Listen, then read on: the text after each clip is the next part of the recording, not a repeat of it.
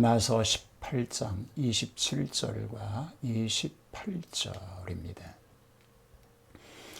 아볼로가 아가야로 건너가고자 하므로 형제들이 그를 격려하며 제자들에게 편지를 써 영접하라 하였더니 그가 가매 은혜로 말미암아 믿는 자들에게 많은 유익을 주니 이는 성경으로서 예수는 그리스도라고 증언하여 공중 앞에서 힘있게 유대인의 말을 이기미러라. 아멘. 자, 바울의 3차 선교 여행을 오늘부터 생각을 하겠습니다. 3차 선교 여행은 주로 이 에베소에서 연장된 목회라고 보면 좋습니다. 이 도시는 2차 선교 여행 초에 이미 가고 싶었던 곳으로 바울은 이곳에서 복음 전도의 희망을 발견하게 되었던 것입니다. 인생에 있어서 누구를 만나느냐 하는 것은 참으로 중요한 문제입니다. 왜냐하면 한 사람으로 인해 생의 길이 달라지는 경우가 많기 때문인 것입니다. 유대인으로서 그리스도인이 되었고 교회에 끼친 영향이 큰 아볼로도 예외는 아니었습니다. 아볼로는 브리스길라와 아굴라를 만난 후에 그의 신앙이 더욱 충만하게 되었습니다. 이로 인하여 그가 이방 선교에 끼친 영향은 매우 큽니다. 누구를 만나느냐 하는 것만큼 배우려는 자세도 중요합니다. 자신의 것만을 고집하고 타인의 말에 귀 기울이지 않는 폐쇄성과 어리석음은 자기 자신을 발전시킬 수가 없습니다. 진리의 귀를 기울이는 것도 자신의 마음을 열어야 가능하기 때문입니다. 아볼로는 진리 앞에 자신을 순종하였고 하나님의 은혜 안에서 더욱 성숙한 복음 전도자로 헌신하게 되었던 것입니다. 자, 세례 요한의 제자였습니다. 아볼로는. 그는 성령 세례에 대해서는 알지 못했습니다. 알렉산드리아 태생인 아볼로는 유대인이었습니다. 그는 열정적이고 변론에 능했으며 구약 성경에 정통한 자였습니다. 아볼로가 70인역에 정통했던 것은 사실이고 아마도 히브리어 성경도 알고 있었던 것 같습니다. 그는 이름을 알 수 없는 어떤 그리스도인 스승에게 주의 도를 배워 알게 되었습니다. 그래서 예수에 대한 사실을 정확히 가르치는 데 익숙해 있었습니다. 이 같은 사실은 아볼로가 예수에 관한 자료를 가지고 있었고 가르침을 알고 있었음을 보여줍니다. 그러나 그는 요한의 세례밖에 알지 못하였습니다. 당시 수리아와 아시아 지방에는 세례 요한의 파가 있었습니다. 예수가 바로 메시아임을 가르쳤지만 세례 요한을 더 숭상하였던 것입니다. 요한의 세례는 성령 세례와 대조되었습니다. 아볼로는 성령 세례를 인지하지 못하고 있었습니다. 그러다가 브리스길라와 아굴라를 만나게 됩니다. AD 43년경 아볼로가 에베소에 도착해서 회당에서 가르치기 시작하였을 때 브리스길라와 아굴라가 이를 듣고 아볼로가 요한의 세례만 아는 것을 알게 됐습니다.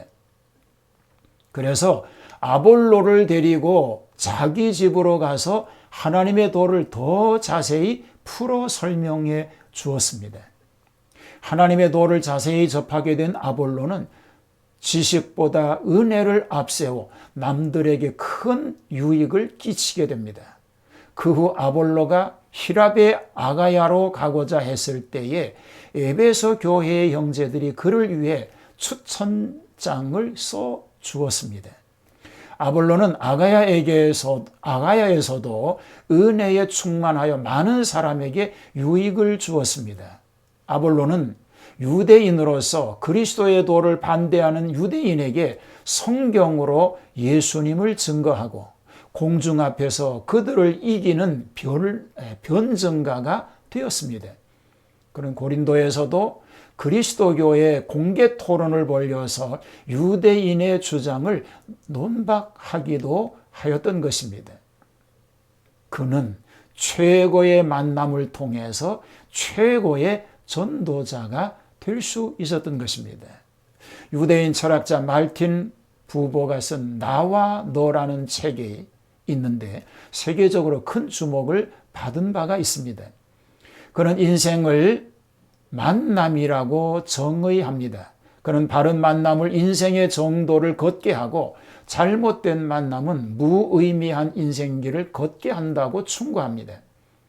배우자의 재산과 배경을 따지는 사람, 손익을 계산하면서 교회에 다니는 사람, 이런 만남은 그리 오래 가지 못한다는 것입니다. 가슴과 가슴, 영혼과 영혼의 만남이 값지고 보람찬 인생을 살게 하는 것입니다. 성경에 보면 사도 바울이 다메섹 도상에서 예수님을 만났습니다. 정말 최고의 만남이죠. 일본의 성자 가가와 도요히코는 15살 때에 예수님을 만난 후 삶이 완전히 바뀌었습니다. 예수님을 만난 후 그의 삶은 예수님처럼 변했습니다. 오늘 우리는 어떤 만남을 갈망하고 있습니까? 우리 자신부터 마음의 문을 활짝 열 수 있어야 합니다. 아볼로가 세례 요한의 제자였지만 마음문을 활짝 열 때에 귀중한 만남을 통해서 변화의 삶을 살 수 있었던 것입니다. 자, 유대인 전도자 아볼로를 우리가 계속 살펴보는 가운데 그는 고린도 교회에 있어서 분파를 형성하는 제공자가 되기도 하였습니다. 그는 먼저 뛰어난 설교가였습니다. 고린도전서 1장 12절에 보면 아볼로가 네 파로 분열된 고린도 교회의 한 파로부터 섬김을 받는 것으로 되어 있습니다. 그 나머지 세 파가 섬긴 것은 뭡니까? 바울파죠. 자, 베드로, 게바파가 있었습니다. 그리고 또 그리스도파가 있었습니다. 그런가 하면 이 아볼로파, 얼마나 탁월하였던가를 알 수 있게 되죠. 교인들의 지지가 대단했습니다. 동시에 베드로가 고린도 교회를 방문했다는 증거는 없지만 고린도 교회에 있어서 베드로의 영향력이 어느 정도였는가도 또 알 수 있습니다. 어찌되었든 아볼로는 뛰어난 웅변술과 교양, 해박한 지식으로 많은 신자들이 아볼로를 추종하였다는 것입니다. 그래서 후에 아볼로는 고린도로 가라는 바울의 권유를 받고 꺼려했던 것입니다. 그러나 복음에 헌신했던 그는 후에 고린도에 돌아가서 그곳에서 주교가 되었다, 이렇게 전하여지기도 하는 것입니다. 그는 탁월한 변증가였습니다. 아볼로는 그의 뛰어난 웅병술로 유대인들에게 성경을 통해서 예수는 그리스도시라고 하는 것을 전파하였습니다. 그의 뛰어난 변증술은 그냥 체득되어진 것이 아니었습니다. 그는 그만큼 배우려는 열의가 있었던 것입니다. 그렇기 때문에 아볼로는 천막 짓는 평범한 사람들인 브리스길라와 아굴라에게서 예수 그리스도에 대한 도를 겸손하게 배웠던 것입니다. 아볼로는 그리스도의 주 되심의 내용을 가지고 유대인들을 설득시키는 데 있어서 그의 해박한 구약 성경의 지식으로 많은 유대인들의 공감을 받게 되었던 것입니다. 아볼로의 구약적 지식으로 인해서 그를 히브리서의 저자로 지목되는 이들 중에 하나로 보는 견해도 있게 되었던 사실을 우리는 기독교 역사에서 부정할 수 없습니다. 자, 그는 나중에 그의 삶이 자기 중심에서 우리 중심으로 바뀌어진 것을 보게 되죠. 자, 오늘 우리도 나 중심에서 우리로 바뀌어져야 합니다. 심리학자들이 사람의 심리 상태를 점검하는 방법 가운데 측정 대상자가 일정한 기간의 연설이나 대화 또는 일정한 길이의 문장에서 나라는 단어를 얼마나 자주 쓰는가를 조사하는 방법이 있습니다. 물론 나라는 단어를 자주 쓰는 사람일수록 그 사람의 심리 상태는 건전하지 못하다는 결과가 나오고 있습니다. 1940년 미국의 한 언어학자가 조사한 바에 의하면 히틀러는 나라는 단어를 53단어에 한 번씩 썼다고 합니다. 무솔리니는 83단어에 한 번씩 썼다는 것입니다. 누가복음 12장에 나오는 어리석은 부자는 그에 대한 기사 6줄 중에서 나라고 하는 말을 6번이나 사용을 했습니다. 그러나 예수님의 공생애나 기도 중에는 자기중심적인 내용이 한 번도 나오지 않습니다. 예수님은 철저하게 자기를 비우고 이웃을 위하여 살았던 분입니다.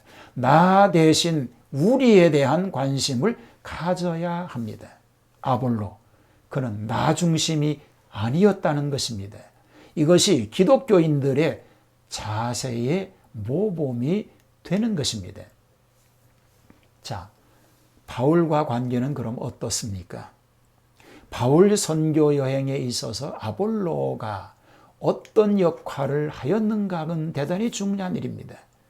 자, 바울은 심은 자이죠. 아볼로는 물 주는 자라고 말합니다. 고린도전서 3장 3절 이하 10절에서 바울은 아볼로와의 관계를 이렇게 표현합니다. 바울은 고린도에서 아볼로보다 먼저 전도한 분이죠. 이는 바울이 자기 자신을 심은 자에 비유하고 아볼로는 물 주는 자에 비유하고 있는 것을 보아서 알 수 있는 것입니다.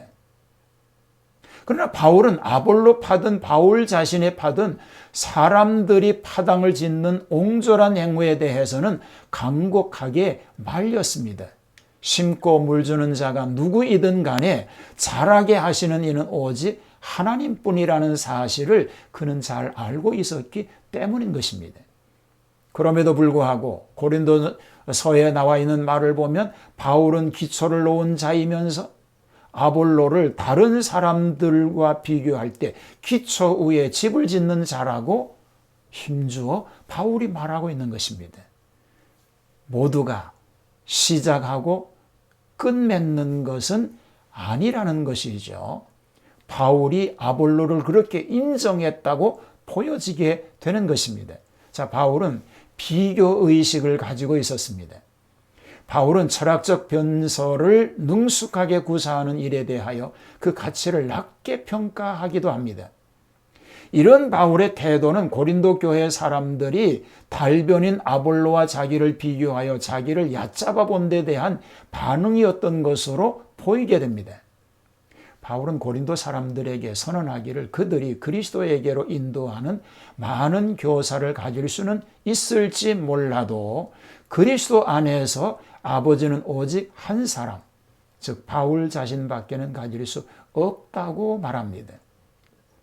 이 신랄한 언급에도 고린도 사람들이 아볼로를 과대평가한 데 대한 바울 자신의 민감한 반응이 나타나 있는 것입니다. 고린도전서 속에 바울은 아볼로를 통렬히 내세우고 있으나 어느 경우에나 자신의 민감한 반응을 나타내고 있습니다. 바울은 자신의 이름을 아볼로보다 항상 먼저 언급하고 있습니다. 자, 비교. 똑같을 수는 없는 것입니다. 사과와 멜론이 같을 수 없는 것과 같은 것이죠.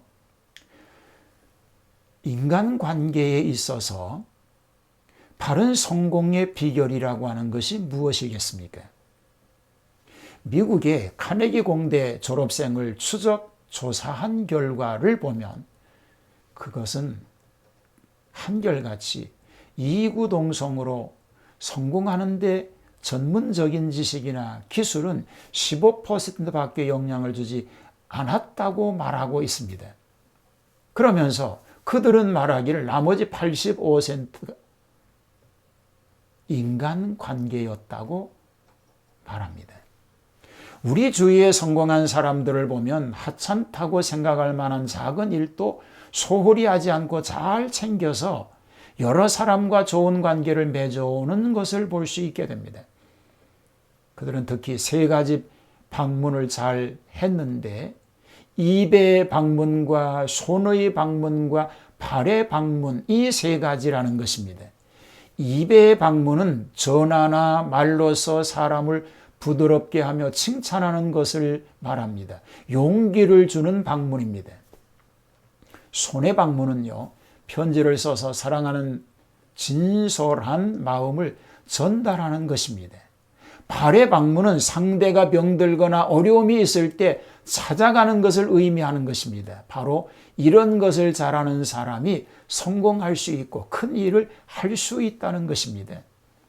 예수 그리스도를 전파하는 일에 있어서 우리는 단순히 열정만으로 하고 있지는 않은지, 아볼로는 성경과 예수님에 대해서 열심히 배워서 세상에 전파했습니다.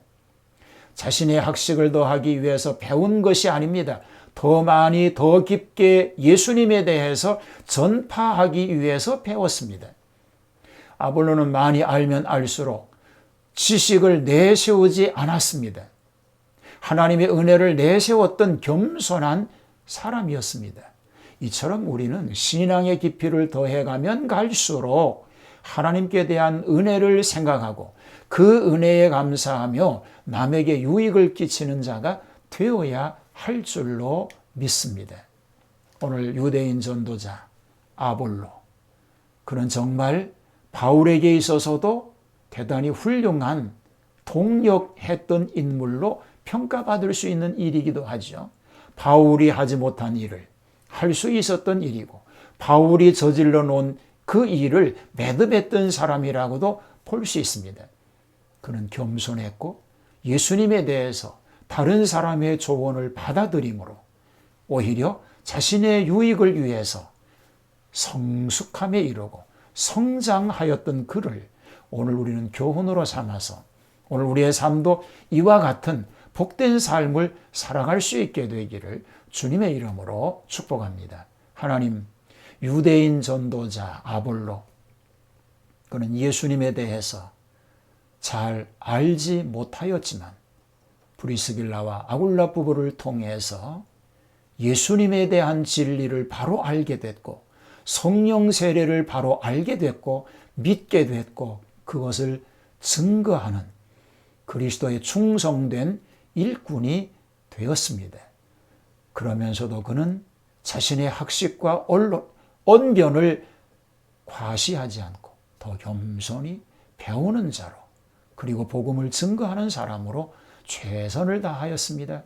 오늘 이런 삶이 우리의 삶이 되게 하여 주시고 우리도 이런 삶을 통해서 하나님의 영광을 위한 쓰임받는 하나님의 백성들이 다 되도록 함께하여 주시옵소서. 예수님 이름으로 기도하옵나이다. 아멘.